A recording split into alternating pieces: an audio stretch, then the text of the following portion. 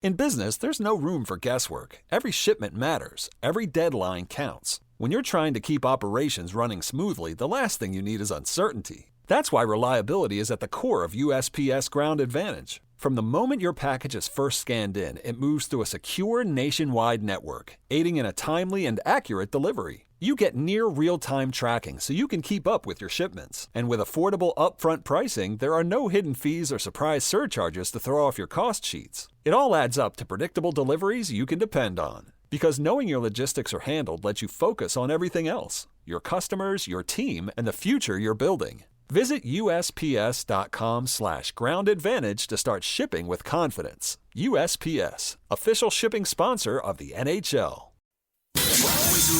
Follow the money. That's what I always say. You always follow the money. Yeah. This is Follow the Money with Mitch Moss and Paulie Howard on VSiN. No regrets. No regrets. We should have done it, though. I do regret it. Welcome back into Follow the Money. He's John Jastrzemski. I'm Dustin Sweetelson. Thanks for making us part of your day, however you may be tuning in. Sirius XM Channel 158, YouTube TV, the VSiN Watch app, radio affiliates across the United States, and God bless America. Before we went to break, mentioned the Yankees against this bad Royals bullpen were plus 580 something. Well, they just took the lead in the ninth inning, 4-3. Yankees are on top. Goldschmidt got on, I think, with an infield single or an error, and then Jazz Chisholm hit a double, which resulted in second and third. Anthony Volpe just came through with a 2 RBI hit, although he was thrown out trying to make it a double. And with 2 out in the ninth, the Yankees do have another runner on first now, thanks to an infield single. But 4-3, the Yankees back out in front of Kansas City. How about that? After I was just destroying Anthony Volpe, telling you I had absolutely no confidence he was going to get a hit. He falls behind an account 0-2.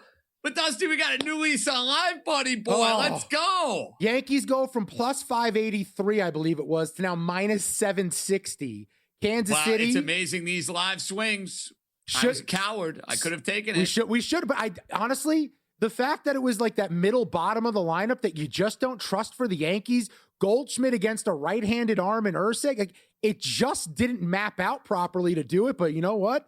Screw the numbers sometimes. Sometimes you got to take a flyer on a team that has a bad bullpen. Like, I love fading these teams in game.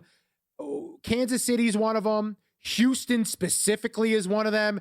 And a team that's about to get started, the Washington Nationals, are another team that I love betting against them in game because the Nationals have allowed the most runs in baseball. They've also scored the most runs in baseball. They are the best over team in all of Major League Baseball. And right now they're about to get started in Cleveland in about 10 minutes or so. Tanner Bybee, it's PJ Poulin taking the hill for the Nats to open. He'll give way, though, to Zach Littell. And Zach Littell is a guy you look to fade with big-time left-handed bats. He's allowed the second most homers in baseball through 10 games, 15 homers allowed for him. He's off of 2 earned in 5 innings against the Mets.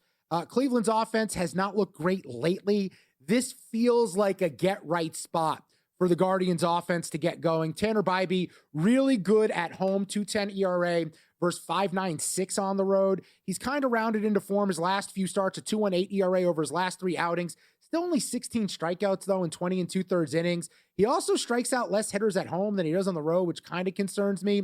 I don't want to lay minus 175 with the Guardians. I don't want to take plus 144 with the Nats.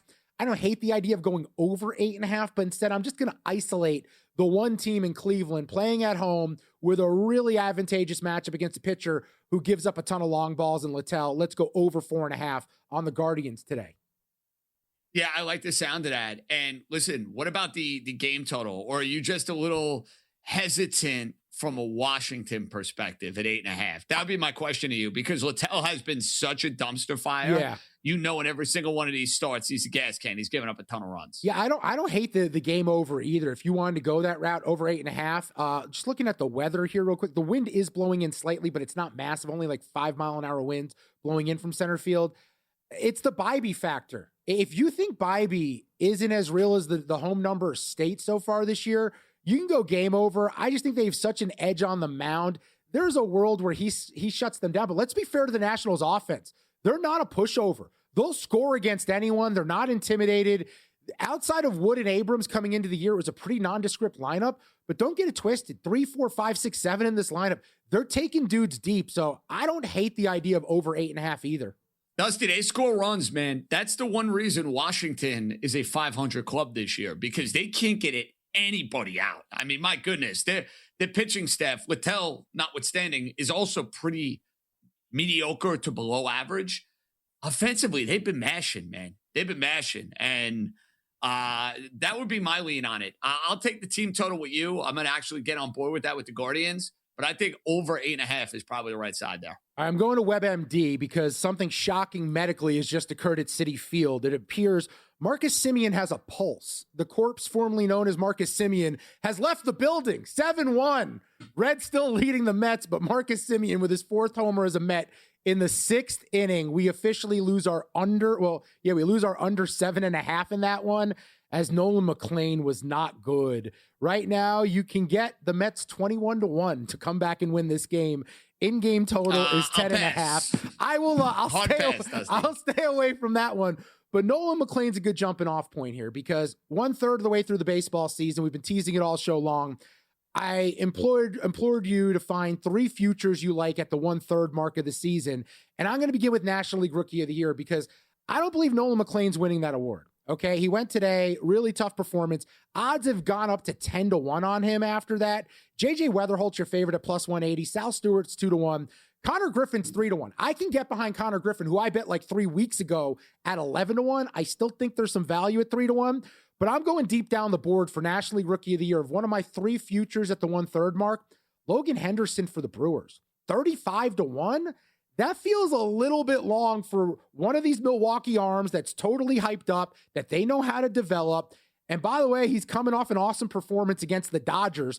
5 innings, 2 hits, 7 strikeouts, shutout baseball on Friday. I don't understand how JJ Weatherholt's the favorite. He's hitting .237 with 9 home runs. Sal Stewart has really tailed off as we've gone deeper into the season. Feels a lot like Drake Baldwin, like he could win the award, but a lot of the stats are coming early in the season. I like Griffin at 3-1 if I'm going to do something short. At this point, that kid's on pace for like 11 homers and 40 steals, 70 runs and like 90 runs and 70 ribbies. But if 35-1, Logan Henderson's got a 2.74 ERA in 5 starts, 30 strikeouts, 23 innings. He keeps this pace up. I think he's in the conversation. I'm intrigued. Are we going to go 1 for 1 here? Yeah, you go next. You go next. Okay, we teased the Atlanta Braves, so I might as well just get the cat out of the bag. I think you got to grab this number now at 10-1. They're going to win the National League East going away. They are by far and away, Dusty, the biggest threat to the Los Angeles Dodgers in the National League. I can't take an NL Central team seriously. The Phillies have the pitching pedigree, but we saw how that matchup went with Philadelphia last year in the postseason. Didn't go according to plan. If you're living down in the city of brotherly love, I don't see the Phillies beating the Dodgers in a best-of-5 or a best-of-7 series. I think the Braves can score enough runs. I also think they'll be active at the deadline and maybe add another arm or two to go and bolster that pitching staff. So Braves 10-1. I don't think you'll be seeing 10-1 by the time we hit the postseason in October, because they're going to win their division, I think, comfortably. I think that's the key with that bet, is that it's the end of the road. We're looking at 8-1, 7-1, 6-1. I think the Braves are going to close a pretty short number once we get towards the end of the season. This probably is, I agree, the last chance at 10-1 on them. Now, let's go to the American League. I'm looking for a team to win the pennant. I don't mind them to win the World Series either, because they were there a year ago and they pushed the Dodgers to the brink in 7. 1 year ago, I had the Blue Jays 45-1 to win the World Series. I'm willing to go back today at 22-1, but I like even better, 13-1 to win the American League. I've been waiting all season long to buy in on the Toronto Blue Jays, because this is a team that has just not been healthy. They're starting to get healthy. They've won 4 of 5. They have 3 with Miami. They have 7 with Baltimore, then a tough 3-game trip in Atlanta. But there's a chance that 10 of these games are very winnable for them coming up in their next 13. They're deep. They're getting guys back. Alejandro Kirk is returning soon. Shane Bieber has his first rehab game tonight for them. Nathan Lukes was activated off the IL. The biggest thing I like about this Toronto team is offensively, they put the ball in play. They have the second lowest strikeout rate in all of Major League Baseball, and the addition of Dylan Cease gives them an in their prime true ace at the front of this rotation to go with Gausman, to go with Bieber, to go with all these other guys like Savage who's going tonight. I love Toronto. I think this is one of those just buy low. They can't be worse than they've been, and they shouldn't be because reinforcements are on the way. So I like the logic. I think it makes sense. That said, I'm not as bold as you are with the Blue Jays. I just was looking at the playoff market. I'm with that. And I saw them at plus money to go and make the playoffs. Who are the 6 teams that are getting there in the American League? Let's just think about this logically. All right, you have the Yankees and the Rays. You feel pretty good about them getting there. Guardians in the AL Central. Okay, that gets you 3. And then we need somebody out of the AL West. Take your pick. We'll get to that team in a minute. That's 4 teams. You still have 2 more spots to find playoff teams. Who's got higher ceiling, talent potential than what the Blue Jays are bringing your way? I don't love their team as much as I did a year ago. I don't know if they have the same juju they did a year ago. They have enough juju, though, Dusty, to go and make the postseason. So you want to be bold and take them to win a pennant, win a World Series, great. I'll take them at plus money to make the playoffs. They're getting there. By the way, if the season ended today, these would be your American League playoff teams. The Rays, Guardians, Athletics, Yankees, White Sox, and Twins. I swear to you. Can guarantee it is, Dusty. By the time we hit the end of September, those won't be your 6. No. And by the way, Yankees, cash it. Cash it. They won. A clean inning for Bednar tonight. Let's go. Let's go. And the under gets home. Real quick, let's sneak our last ones in here. I like the Pirates to make the playoffs at plus 220. Take them to win the pennant at 30-1 too is a little flyer. But they've got a lot of regression candidates in front of them in Cincinnati, in Arizona, St. Louis, even San Diego. They've got arms on top of Skeens, Ashcraft, Majemski, Chandler. Jared Jones is coming. They just need to add a couple bullpen pieces, and I really like the Pirates. I had the Pirates at the beginning of the year as an over and to make the postseason. I hope you're right on that. Team that I'm getting back on board with here, Seattle Mariners. That division is still there for the taking. They can't be as bad as they've been. All win total at 84.5, and to go and win the AL West at plus 120. Don't think you'll be seeing that in a couple of weeks. Big game 4 Eastern Conference Finals. Can the New York Knicks punch their ticket to the NBA Finals? They're 2.5-point favorites on the road. What does their head coach Mike Brown like the most about this group? You'll hear from him on the other side of Follow the Money.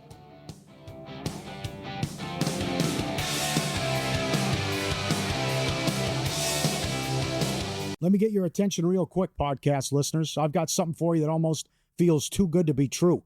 First, credit where credit's due. If you're listening to this podcast, you're already leveling up your betting game. You're riding along with our best bets and top angles. And when there's a good game on, you're getting involved with a few props and alt markets as well. There's one more layer if you really want to step things up, and that's VSiN Pro. I've mentioned it before, but things are only getting better for our pro subscribers. We just rolled out our MLB prop projections, breaking down some of the best edges across strikeouts, hits, home runs, and more. And that's on top of everything else pro subscribers already get, including public betting splits, expert picks, and betting guides across the sports calendar. If you haven't tried it yet, stop sleeping on it. You can get your first month just $9.99 or save big with promo code POD26 on the annual subscription. Hit the link in the description and start cashing in with VSiN Pro. All right, back to the show.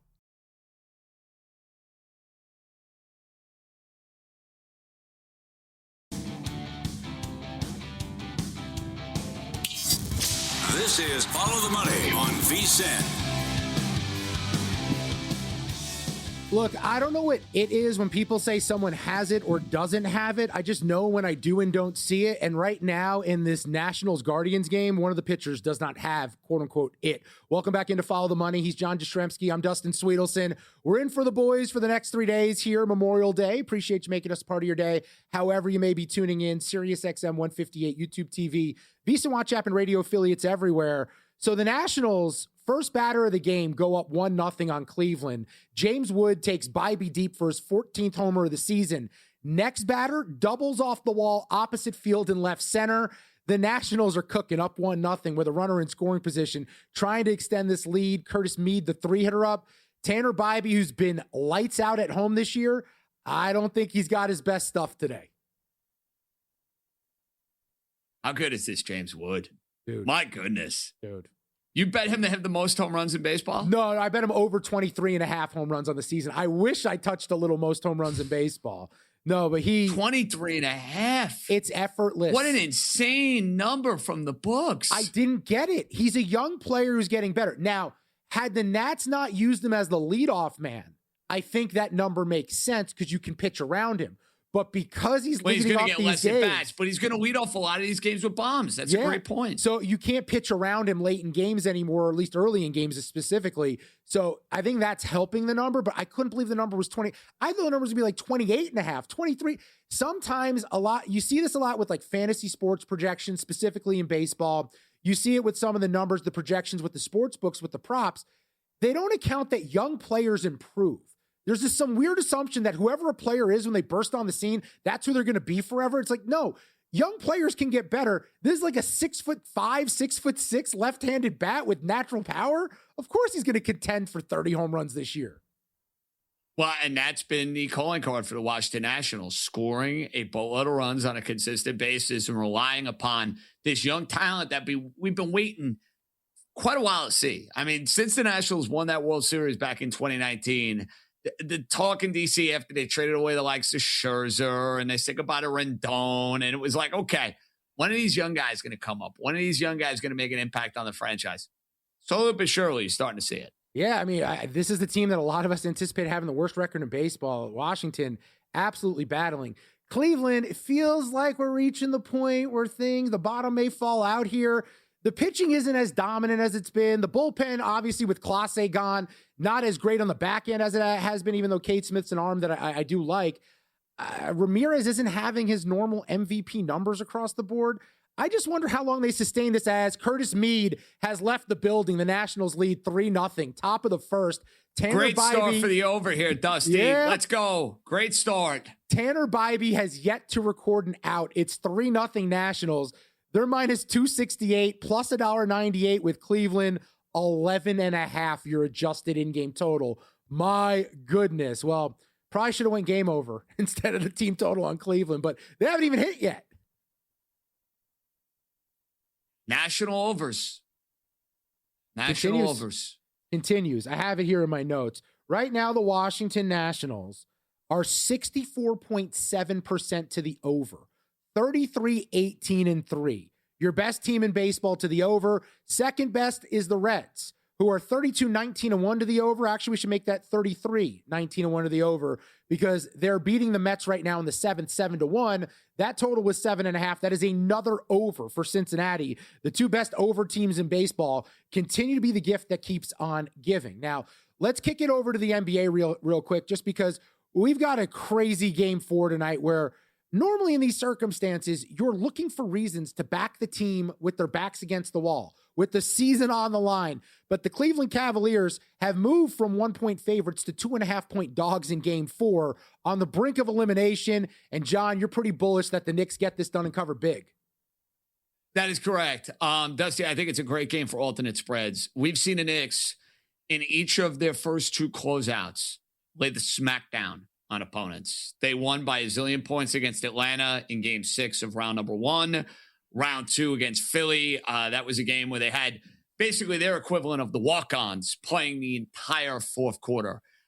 I'm not saying it's going to be that outrageous in Cleveland on Monday night, but I do think a great way to play game 4 is to ladder a bunch of alternate spreads where, hey, you like the Knicks to win and cover the 2, great.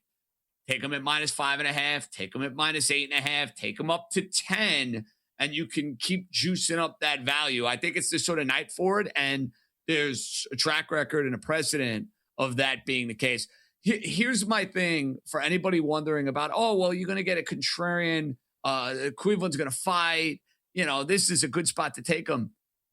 Was it game 3, Dusty? Yes. The spot to take the Cavaliers? I don't know about you. Like, that to me was the obvious, hey, if you're going to take Cleveland, this is the game to take them. The line was moving in their favor. Nobody wanted to get any. Everyone was taking the Knicks, but yet the odds makers couldn't wait to keep jacking the number up more and more and more. And then you go and give up 37 points in the first quarter. So I'm asking anyone, if you like the Cavaliers tonight, it's an honest question. Why? Can't do it. I had him game 3. Why? I had him game 3. To me, game 3 But I understand that, though, Dusty. I understand that because all of the line movement and everything about your your knowledge of NBA basketball and playoff series pointed you in that direction.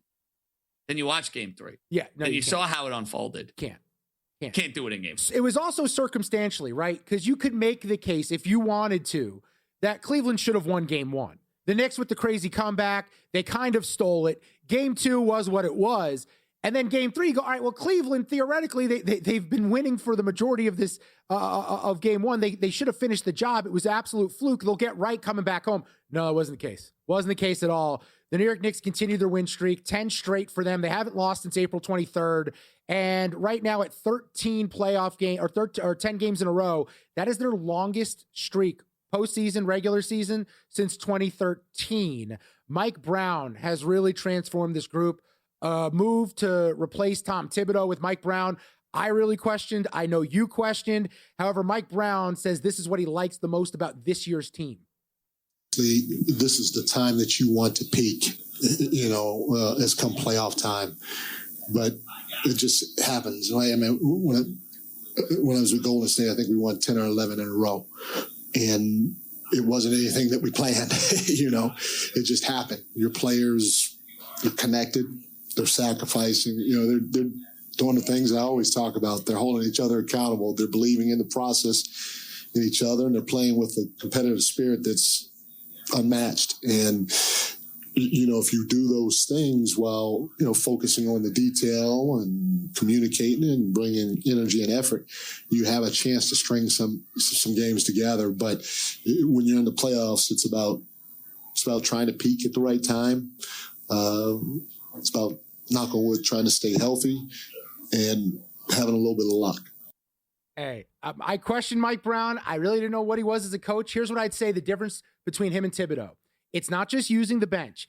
It's the ability to adjust on the fly, to admit when he was wrong about a game plan and make changes to how they're operating the offense. They started funneling things through Cat against Atlanta. That paid dividends. They had to make adjustments in the last series, right? They keep changing the way that they're playing. And that's the thing that I love about what Mike Brown's doing. It's also the moves with Mikal Bridges to find a way to how to make him useful. It felt like a square peg in a round hole in year one under Thibodeau. Bridges has been arguably the best player in the postseason. I think he's given Cat more confidence now in the playoffs. He's given OG Anunoby a true offensive identity. And then even McBride off the bench, he's more aggressive playing under Mike Brown because he's not scared his minutes are going to get taken away from him. I was dead wrong about Mike Brown. I love what I've seen from the way he's handled this team. He's done a wonderful, wonderful job. And you mentioned that idea of being able to adjust on the fly and being adaptable. That's what he's been as a head coach. And you didn't see for a full season this layer of brilliance out of the Knick offense. You saw glimpses where they had some monster games, but it took a crisis. It took adversity for this to flourish the way that it has. They were down 2-1 against Atlanta. They were struggling in that series. Moving Cat to the high post, running the offense through him, led to much easier looks. It didn't lead to dribble. Jalen Brunson take a shot with 2 or 3 seconds left in the shot clock.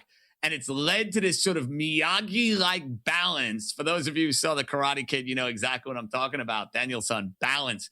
Balance for the Knicks is key. When they got all 5 of their starters in double figures, and you see, hey, it's Brunson with 25, but it's Bridges with 20. It's OG with 19. It's Cat with 18. It's Josh Hart with 13. That's what's made them this unstoppable team that's won 10 straight games and has covered 9 out of 10 throughout this postseason. So with Cleveland, Kenny Atkinson, 2-0 against the spread, 2-0 to the over when facing elimination. Mike Brown, 2-0 against the spread, 2-0 to the over when facing elimination. I don't have a feel for the side. I kind of lean with you at the Knicks. I would lean over on that 218.5, 219, because Cleveland's season ends tonight if they don't win. You have to imagine they're going to keep scoring until the bitter end. Huge game north of the border. The hopes of Canada hoisting Lord Stanley Cup. It is with the Canadians. We'll preview Game 3 on the other side of Follow the Money.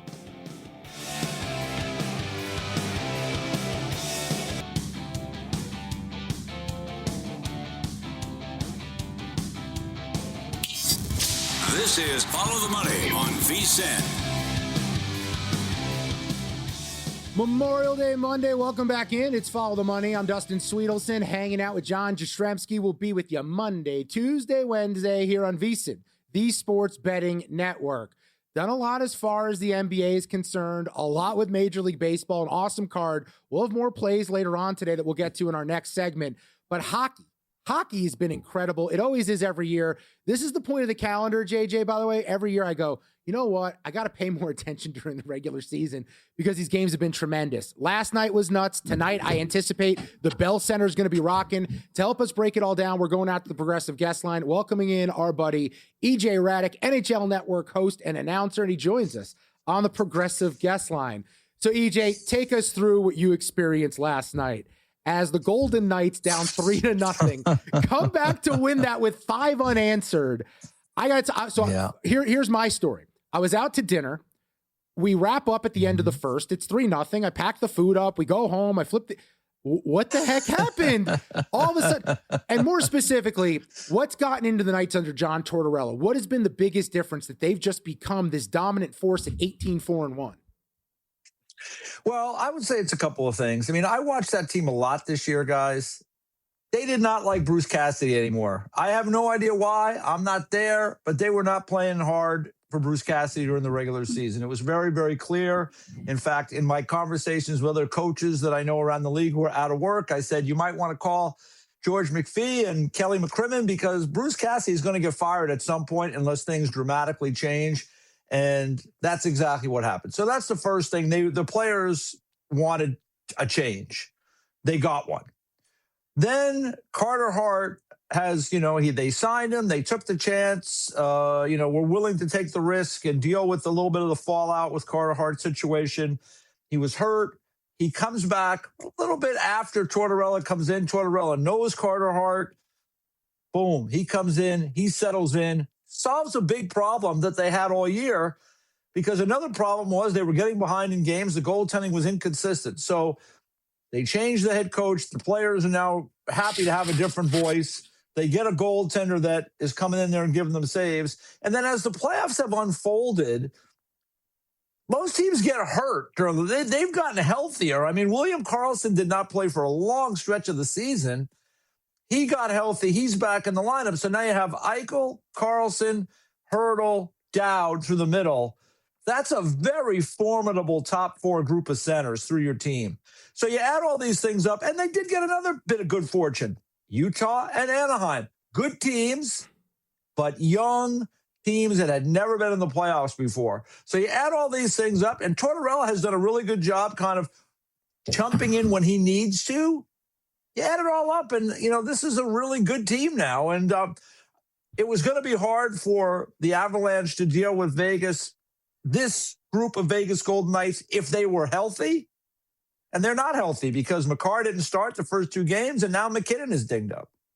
EJ, I'm in New York, so it's an incredible storyline to see Tortorella, who was with the Rangers over a decade ago. Yep. He's coaching a variety of different places. He's doing TV, and now he's 5 wins away from a Stanley Cup. Is this, you know him well, is this the same Torts that was in New York? Or do you think, a decade later, it's a different side of Torts at this point in his career? Well, I would think anybody, gets smarter as they go along. And John has been a really good coach in the league for a long time. I would just tell you this, JJ, this is the best group of players that he has coached since the 2004 Tampa Bay team that won the Stanley Cup. It's very simple. I mean, those Ranger teams were good teams. Now, when they got to the finals, he was not the head coach. It was Alain Vigneault. But, they had a good goalie in Henrik Lundqvist. They never had a player like Jack Eichel, a number 1 center that sets the table for your whole offense. And they really haven't had even the good defense. He's got 3 good defensemen there that can really all move the puck. In Theodore, who is he's a top 10 guy in the league for sure. You got Hanifin, who's big, strong, young, can move the puck. They went out and traded for Anderson, who's a right shot guy that can move the puck. And they have McNabb, who's been there a long time. So that top 4 group of D is good too. So I think Torts is probably wised up over the years. He's gotten a little smarter. I think he knows he's got a good situation there. And I think he's like a veteran jockey that gets this horse that kind of knows he's not ruffling the feathers. He's not getting panicky. He's letting the players kind of run the show. And when he feels like he needs to weigh in, he weighs in. And he's still a good motivator in that way, too. So I think it's just been at the end of the day, he's walked into a great situation and he knows it and he's taken advantage of it. EJ Radick is our guest, NHL Network lead analyst at EJ Radick_NHL. We'll get to the game tonight in just a moment, but Colorado, the season on the brink here, trailing in this series 3-0. They're 7-1 to win the West from a betting perspective. EJ, all season long, they were the shortest shot on the board. They were never 7-1. They find themselves in this spot. Do you anticipate them making a goalie change for game 4? I would, just because what else can you really do? I mean, they've played 2 guys all year. I wouldn't have been surprised if they made one last night. I mean, Blackwood hasn't been lights out good either, and he hasn't played a ton in the last month, right? He's only played, a game and a half or so, I think it is. So, but the coach, Jared Bednar talked about it going in. He goes, we've played both guys all year. I thought we might see him rotate these goalies. He's really leaned on Wedgwood. And quite frankly, Wedgwood has not been good enough in this series. I mean, he gave up a terrible goal in game 2 that really, I think at the end of the day, cost them game 2. I mean, that goal that Jack Eichel scores from the right wing circle, I mean, he is so far off his angle there. One of the 3 of us might have been able to hit that far post. I mean, that was not good. The 5-hole goal he gave up to Coghlan in game number 1 was the first goal of the game. That was not a great goal to give up either in these situations. So I would make the change just to make the change. I don't think Colorado has much of a chance here, just for all the reasons I laid out. Vegas is just playing well. They found their game. Are they going to sweep? I don't know if they're going to sweep, but I think it's going to be really hard for a banged up Colorado team with their 2 best players now dealing with something. Maybe McKinnon's going to be okay, but he was hobbled in the end of that game. It didn't get any better. Let's face it, Makar is playing, but he's probably 70-75%. Still really good. He was a difference maker in that game last night, but unfortunately, Vegas got that power play goal to start the second period on great execution. Got another goal. The crowd got into it, and then they, again, they have a really good team. And I also think, guys, their compete level has been better. They have just been flat out tougher and more physical than Colorado in these games, and that has made a difference. All right, EJ, let's get to the Eastern Conference Final. Montreal won apiece with Carolina. Carolina wins game 2. I thought they were a better team throughout. Thought they got better as the game went along. You get the sense the Hurricanes found something after losing game 1, or is that completely out the window now, going to a hostile game 3 environment? Well, I mean, I think that they've got they're playing again now, right? I mean, they had not played for 12 days or whatever it was, right? So they're playing a really quality opponent in Montreal, very well coached. The goaltender has been excellent for them. So, they needed to win that game too. And they did outplay Montreal, but they needed overtime to win that game. When they look back on this series, no matter how it goes, I mean, for them, they absolutely had to have game 2. All that said, Montreal has not played well in front of their home fans this year. I think they've had 6 home games. I think they're 2-4 in those games. I think one of them, I know they got blown out by Buffalo. I was at the game. One of the games I was at, they won. They played very well. It's hard to figure out, Montreal has been up and down. They win one, they lose one, they win one, they lose one. Tonight is the kind of night I can see Carolina now has played. This will be their 3rd game in this series. Carolina is they can be a pain in the neck on the road where they just get to their game and they just roll their lines. And, the key factor in these 2 games has been Dobish. He's been really good. If he continues to be good, the games will be close and then it's anybody's ball game. But, Carolina has, as the series gets longer, the rest that Carolina was able to have in those first couple of rounds should play a part. Montreal has now been playing every other day. Lane Hudson got dinged up a little bit, but he's okay. He's going to play. But, is he 100%? Who knows? So I'll be curious to see how it plays out tonight. I know one thing. It'll be a fantastic environment there. It'll be awesome to be in that building if you're there. It'll be fun to watch.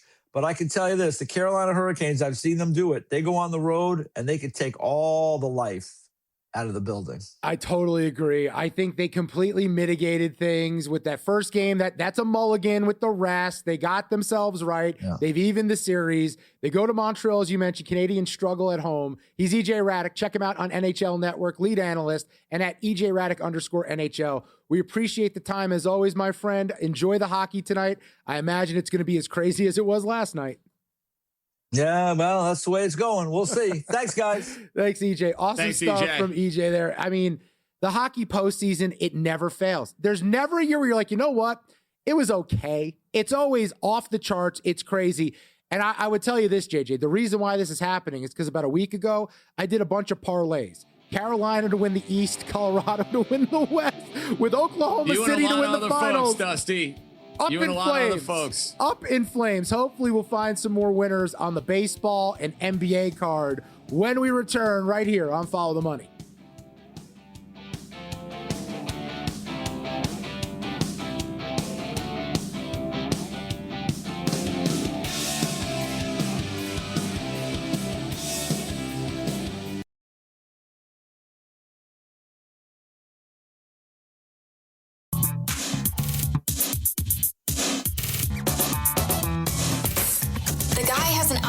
To determine the winner of any given college basketball game. Someone gives you 10,000 to 1 on anything. You take it. Take it.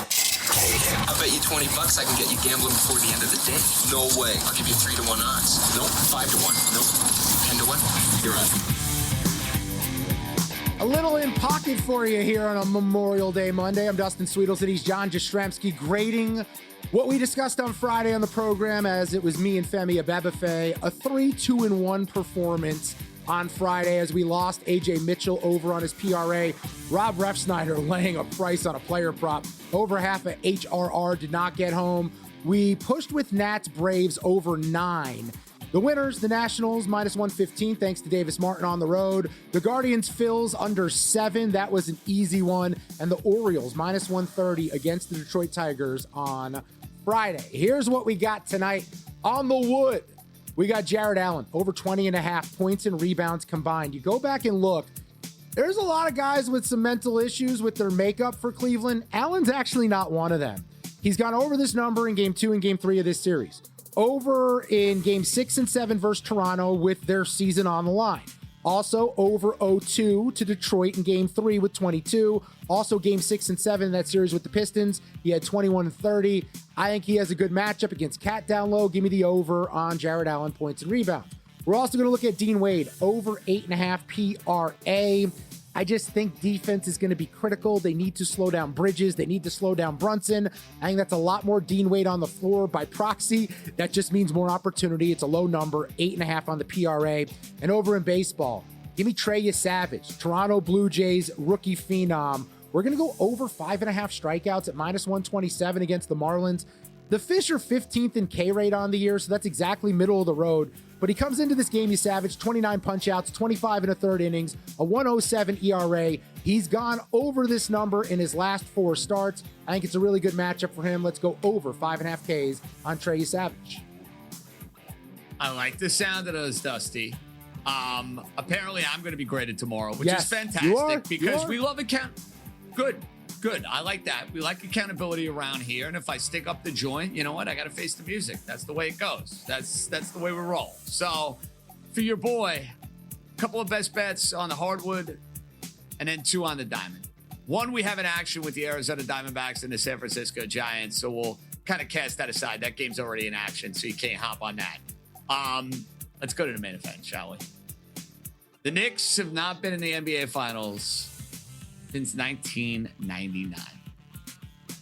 In 1999, I think Hit Me Baby One More Time by Britney Spears and Livin' La Vida Loca by Ricky Martin were your top songs. The Sopranos, which is my favorite television show of all time, just debuted. So it was brand spanking new, Tony and Carmela and AJ and Paulie Walnuts. Yeah, it was brand new. People were just introduced to The Sopranos right when the Knicks were going back to the NBA Finals, beating the Indiana Pacers. But guess what? That ends tonight. The Knicks will be breaking out the brooms in Cleveland. Cleveland has no answers defensively for Jalen Brunson. The wings of the Knicks, Bridges and Anunoby, are getting better and better and better. Anunoby back fully healthy. Bridges confidence through the roof. And Cleveland is gutless. That's all there is to it. Kenny Atkinson can talk about the advanced analytics all he wants and that they should be up 2-1 in the series according to the analytics. You do have to play the games on the court. And we have a lesson that we should take from this Knick Cavaliers series, guys. When you lose game one, the way the Cavaliers lost game one, the history of sports tells us you don't recover from that.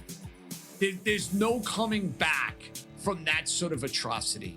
You have a 22-point lead with 7 and change to go, and you lose the game. And not only do you lose the game, you don't cover the original point spread of 6.5. You are dead. So we're taking the Knicks money line. We're also going to take the Knicks on an alt spread at -8.5, 2-1. So I have a little juice there with the Knicks plus 200 at -8.5. I think it's going to be a party for all of the Knicks fans. Let's who go. book flights to Cleveland. Last but not least, this is a big series in the AL West. The Mariners need to start making their move. A lot of people had high hopes for them. For what it's worth, Dusty, that was my pick at the beginning of the year to represent the American League in a World Series. Doesn't look good at the moment, but they can round into form rather quickly. You go on a 4 or 5 game winning streak, you end up back in first place, you end up back in the postseason, and I think the way they'll set up this pitching, Castillo into opener, maybe get a couple innings out of him. Mariner bats starting to show some signs of life. Public wants to back the A's tonight. They're suckers for the A's, not me. Give me Seattle as our final best bet on this Monday evening. I'm just going to add, because it wasn't graded, our boy Luke DeVosta did us dirty. I also did have bets before the show that were up on the website. We did go 4-1 with them, so I just want to point that out. It wasn't just a 3-2 performance from Friday, but as always, In Pocket is brought to you by the Sharp Plays. Sports calendar never stops. Sharp Plays, they cover it all, and they've been winning for 15 straight years. All of it documented, logs posted publicly at sharpplays.com. That kind of transparency is rare in this industry. When the Sharp Plays moves, the sports books take notice. Advanced AI, trusted insider intel, they find value before the numbers shift. Respected, watched, feared. Start winning with them at sharpplays.com today.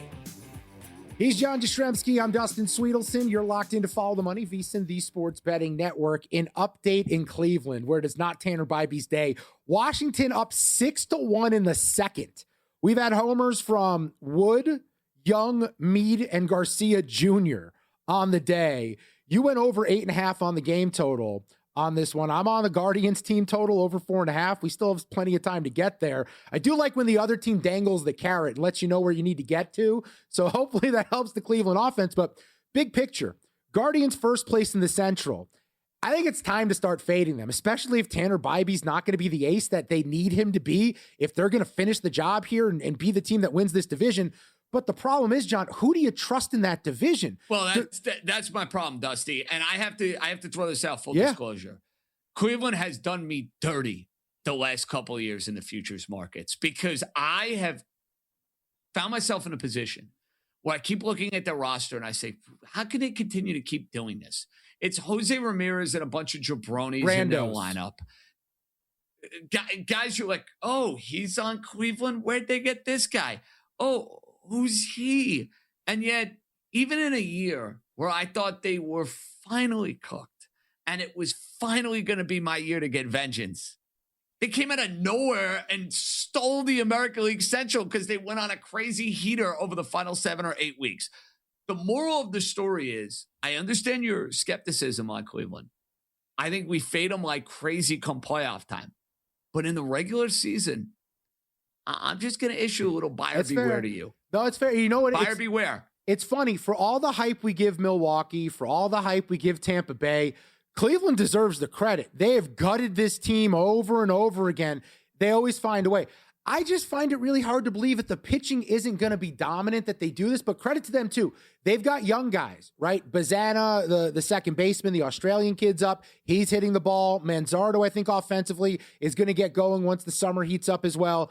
But if I'm looking at that division right now, I'd love to bet the Tigers in a buy low, but who knows if Scooble's going to be on the team, and the bet is essentially... Scooble's going to be traded. Yeah, there's no way they can keep him because they're not going to re-sign him. They can't keep him. Kansas City, I keep buying in on this team, and they keep doing me dirty. Minnesota, I think they're going to be sellers. the White Sox. Let's live in this fantasy land where the Chicago White Sox make the postseason. You've got Murakami, who hit his 18th home run of the year. He's 75-1 to be AL MVP. He only homers and hits singles or strikes out. He doesn't really do anything else. But you can make the case no one's more valuable than Murakami going into this lineup, taking them to the next level. Is there a world where Chicago actually wins this division or at least makes the playoffs? Can that guy be an MVP candidate? If they made the playoffs, absolutely. The problem is they're not going to make the playoffs. Like, I bet on the White Sox over this year. I'm not surprised they're hanging around 500. I thought they'd be like a 70-75 win team, which was going to get us home to the window. They've exceeded expectations. The good news for them, Dusty, you're in the right division. You don't got to deal with the Yankees or the Rays. You don't got to deal with an up-and-coming Seattle team that will get going by the time we hit the second half of the year. AL Central, each of the last 2 years, the team has come out of nowhere. I wouldn't bet on it, but just saying. While we were speaking, the Nationals hit another home run. It's 7-1 in the third. You've got a home run. One more run and we cash this. Let's go. CJ Abrams with his 12th homer of the year.